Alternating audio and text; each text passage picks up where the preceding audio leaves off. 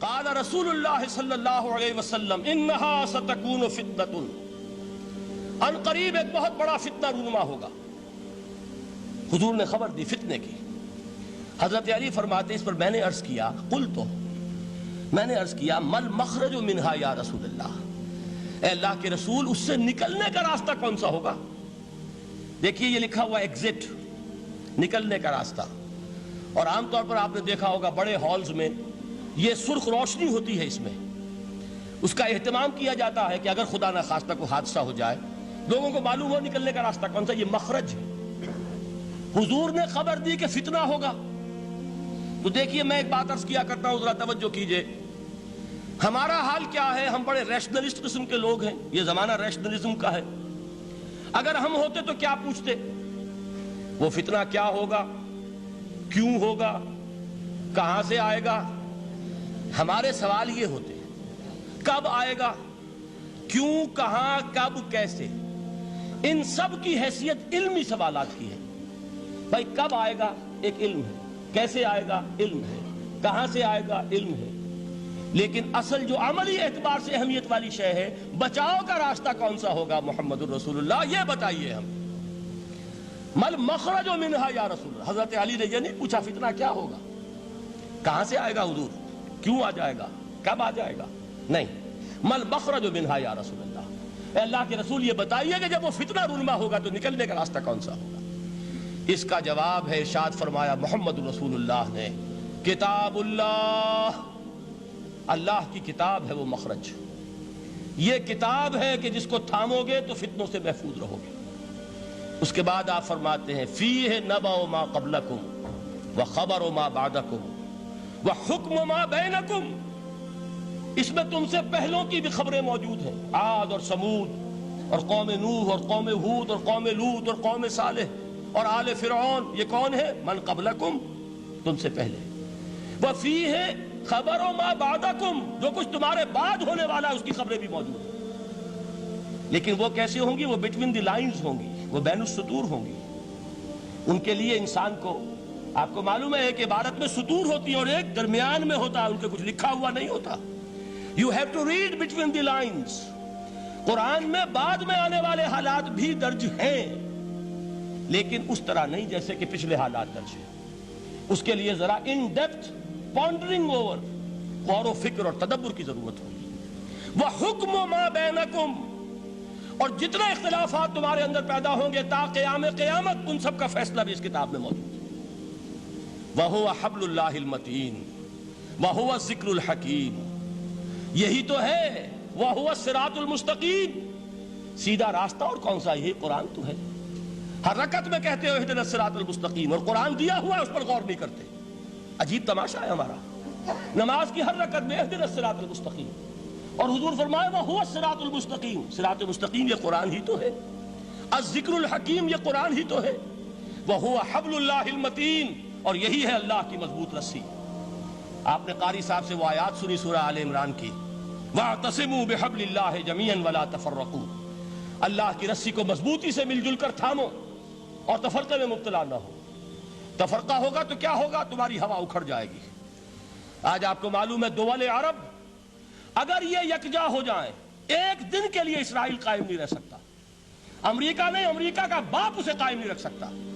اگر امت عرب ہی جمع ہو جائے، عالم اسلام تو بڑی شے ہے، جو وسائل ان کے پاس ہیں، جو اللہ تعالیٰ نے ان کو نعمتیں عطا فرمائی ہیں، لیکن افتراق، انتشار، اختلاف، جتھے بندی، گروہ بندی، دھڑے بندی، اس نے اسرائیل کا خنجر ان کے سینے میں پیوست کیا ہوا ہے۔ اس لیے کہ فَتَذْهَبَ رِيحُكُمْ، اگر تم اختلاف کرو گے تو تمہاری ہوا اکھڑ جائے گی، آج وہ ہوا اکھڑ چکی ہے۔ تو فرمایا وَاعْتَصِمُوا بِحَبْلِ اللَّهِ جَمِيعًا وَلَا تَفَرَّقُوا، اللہ کی رسی کو مضبوطی کے ساتھ مل جل کر تھامو اور تفرقے میں مت پڑو۔ حضور فرما رہے ہیں وہ اللہ کی رسی کون سی؟ ہوا حبل اللہ المتین، یہی قرآن ہے اللہ کی مضبوط رسی۔ علامہ اقبال نے کیا خوب کہا ہے، علامہ اقبال نے قرآن اور حدیث کے حقائق کو جس طریقے سے اشعار کا جامع پہنایا ہے، وہ تو خود کہتے ہیں گوہر دریائے قرآن سفتام، میں نے قرآن مجید کے دریا سے موتی نکال کر اپنے اشعار کے اندر میں نے چن دیے ہیں، میرا کام اور کچھ نہیں ہے۔ موتی کوئی بھی غواص پیدا نہیں کرتا، دریا کی گہرائی سے نکال لاتا ہے۔ یہ میری حکمت نہیں ہے جو میرے اشعار میں ہے، یہ میں نے قرآن مجید کے دریا میں غوطہ زنی کر کے اس سے یہ موتی نکالے، گوہر دریائے قرآن سفتام۔ اب دیکھیے اسی حدیث کے اس ٹکڑے کو کیسے شعر میں لائے ہیں۔ از یک آئینی مسلمان زندہ است، پے کرے ملت سے قرآن زندہ ہست۔ مسلمان کی زندگی تو ایک آئین کے بدولت ہے، یہ آئین قرآن، جو کہا تھا کبھی قائد اعظم مرحوم نے جب پوچھا گیا تھا کہ آپ کے پاکستان کا دستور کیا ہوگا، کیا فرمایا تھا یاد کیجئے کہ ہمیں کسی نئے دستور کی ضرورت نہیں، ہمارا دستور 1400 برس پہلے طے ہو چکا ہے۔ یہ ہماری بدقسمتی ہے جو کچھ کہا تھا قائد اعظم نے کہ God has given us a golden opportunity to prove our worth as architects of a new state, and let it not be said that we didn't prove equal to the task۔ میں معذرت کے ساتھ عرض کروں گا حضرت کہ واقعہ یہ ہے کہ ہم اس کے equal to the task ثابت نہیں ہوئے۔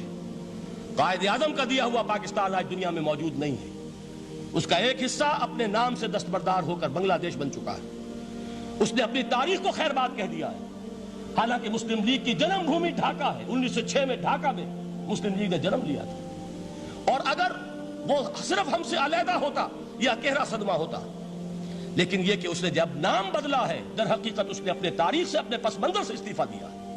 یہ ہمارا دوہرا ہمارے لیے صدمے کی بات ہے۔ کیا 2 یمن موجود نہیں ہے؟ ان میں سے کوئی ایک بھی اپنا نام چھوڑنے کو تیار ہوگا؟ کیا 2 جرمنی دنیا میں موجود نہیں ہے؟ کوئی ایک بھی ان میں سے اپنا نام چھوڑے گا؟ کیا 2 کوریا نہیں ہے؟ 2 ویتنام نہیں ہے؟ تو کیا 2 پاکستان نہیں ہو سکتے تھے؟ ہو سکتے تھے۔ میں یہ کہا کرتا ہوں کہ یہ گہرا صدمہ ہے علیحدگی، اور دوہرا صدمہ ہے، اور اس سے کہیں زیادہ بڑا کہ انہوں نے اپنا نام بدل دیا، اپنی آئیڈینٹی چینج کر دی، انہوں نے وہ نام اپنے ماتھے سے اتار کر خلیج بنگال کے اندر دبو دیا۔ یہ بہت بڑی سزا ہے جو ہمیں ملی ہے۔ کیوں ملی ہے؟ کہ ہم نے 25 برس تک اس قائد جس کو کہا تھا کہ وہ ہمارا آئین ہے، اس کو آئین نہیں بنایا۔ ہم نے دنیا کے سامنے جھولیاں پساری، ہم نے طرح طرح کے نظاموں کو آزمایا، لیکن اس قرآن کی طرف پیش قدمی نہیں کی۔ اللہ تعالیٰ ڈھیل دیتا ہے لیکن سزا بھی بہت سخت ہوتی ہے۔ ان بطش ربک لشدید، وہ ہم پر کوڑا برسا ہے۔ تاریخ انسانی کی عظیم ترین شکستوں میں سے ایک شکست ہے کہ جو ہمارے ماتھے پر کلنک کے ٹیکے کی طرح موجود ہے۔ اللہ کرے کہ آئندہ یہ تاریخ اپنے آپ کو نہ دہرائے، لیکن میں عرض کر دیتا ہوں آپ سے، جو ہمارے لچھن ہیں، جو ہمارا طرز عمل ہے، جو ہمارے لیل و نہار ہیں، جو ہمارا انداز ہے، اللہ کے دین کا استہزاء اور تمسخر، جس طرح اللہ کے ساتھ مذاق ہم کر رہے ہیں، اس کا شاید اس سے بھی کہیں زیادہ برا نتیجہ نکلے۔ اللہ مجھے اور آپ کو اور ارض مقدس پاکستان کو اس انجام سے بچائے، لیکن اس کے لیے کام کرنا ہوگا۔ صرف کہنے سے بات نہیں بنے گی، کمر کسنی ہوگی، ہمت جو ہے پھر انسان کو اثر نو، ایک نئی تعمیر، ایک عزم، ایک ہاتھ میں قرآن اور ایک میں تلوار لے کر یہ امت پھر دوبارہ میدان میں آئے۔ بہرحال عرض یہ کرنا تھا، اقبال کہتا ہے از یک آئینی مسلمان زندہ است، پے کرے ملت سے قرآن زندہ ہست، ماں ہما خاک و دل آگاہ اوست، اعتصامش کن کہ حبل اللہ اوست۔ تامو اس کو مضبوطی کے ساتھ، حبل اللہ یہی قرآن ہے۔ یہ یک آئینی اور پیکر قرآن کی زندگی، پیکر ملت کی زندگی جو ہے اس قرآن کی بدولت ہے۔ تو حضور نے کیا فرمایا؟ فتنے سے بچنے کا راستہ کون سا ہے؟ کتاب اللہ فیہ نبأ ما قبلکم وخبر ما بعدکم وحکم ما بینکم وہو الصراط المستقیم وہو حبل اللہ المتین وہو الذکر الحکیم۔ ایک 3 جملے اور سن لیجئے۔ هو الذی لا یشبع منہ العلماء ولا یخلق عن کثرت الرد۔ یہ قرآن وہ شے ہے جس سے اہل علم کبھی سیر نہ ہو سکیں گے۔ ولا تنقضی عجائبہ، اس کے عجائب کبھی ختم نہیں ہوں گے۔ یہ ہیروں کی وہ کان نہیں ہے کہ جو کبھی خالی ہو جائے کہ سارے ہیرے نکل چکے، اب مزید ہیرے نہیں ہیں، نہیں، علم اور حکمت کے ہیرے اور ہدایت اور حکمت کے موتی اس میں سے ابد الآباد تک نکلتے رہیں گے۔ ضرورت صرف کھودنے کی ہے۔ میں نے وہ لفظ استعمال کیا تھا، آج کا قرآن کھودنا ہوگا، آج کی ہدایت اس قرآن سے نکالنی ہوگی۔ قرآن جب نازل ہوا آن دی سرفیس، بالکل ظاہر وہ تھی اس کی ہدایت جو اس دور کے لیے ضروری تھی۔ ہمیشہ کی ہدایت اس کے اندر رکھ دی گئی ہے، اس میں مضمر ہے، اس میں چھپی ہوئی ہے، اس کے لیے تدبر کی ضرورت ہے۔ کتاب انزلناہ الیک مبارک لِيَدَّبَّرُوا آیَاتِهِ وَلِيَتَذَكَّرَ أُولُو الْأَلْبَابِ، لوگ تدبر کریں، اس کی گہرائیوں کے اندر غوطہ زنی کریں۔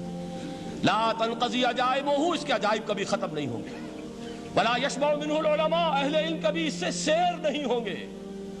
آپ کو سخت بھوک لگی ہوتی ہے اور کھانا کھانے کے تھوڑی دیر کے بعد اب آپ کا ہاتھ رک جاتا ہے، سیر ہو گئے، بہترین کھانا ہے لیکن نہیں کھا سکتے۔ اگر عام حالات میں وہ آتا تو کبھی نہ چھوڑتے، لیکن اب وہ آپ کا میزبان کہہ رہا کچھ اور لیجئے، تناول فرمائیے ذرا، یہ بھائی نہیں میں اب بھر چکا، یہ آپ کہتے ہیں کہ نہیں؟ حضور فرمایا یہ قرآن وہ شے نہیں ہے جس سے اہل علم کبھی سیر ہو سکے، ان کی پیاس بڑھتی چلی جائے گی، ان کے اندر quest of knowledge, search for wisdom بڑھتی چلی جائے گی۔ کبھی بھی انسان یہ محسوس نہیں کرے گا کہ مجھے جو لینا تھا میں لے چکا، بلکہ یہ کہ جیسے جیسے قدم آگے بڑھیں گے تہذیب کے، تمدن کے، علم کے، اتنے ہی قرآن جو ہے وہ آگے بڑھتا چلا جائے گا ہر دور کی رہنمائی کے لیے۔ لا تنقضی عجائبہ ولا یخلق عن کثرت الرد، بار بار کے پڑھنے سے اس پر بوسیدگی طاری نہیں ہوگی۔ دنیا کی اور کتابیں ہیں، ایک دفعہ پڑھ لیں گے، دو دفعہ پڑھ لیں گے، تین دفعہ پڑھ لیں گے، چار دفعہ پڑھ لیں گے، پھر جی نہیں چاہے گا۔ لیکن یہ کتاب وہ ہے، امام شافعی کا میں واقعہ آپ کو سناتا ہوں۔ وہ یہ کہتے ہیں کہ ایک مرتبہ میرے ذہن میں یہ سوال آ گیا کہ اجماع کے لیے بھی قرآن مجید میں کوئی سند ہے، دلیل ہے؟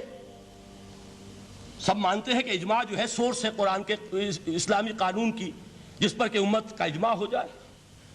تو کہتے ہیں میں نے 300 مرتبہ قرآن پڑھا اول سے آخر تک، صرف اس دلیل کی تلاش میں۔ 300 مرتبہ مجھے نہیں ملی، 301ویں مرتبہ جب پڑھ رہا تھا مجھے روشنی مل گئی۔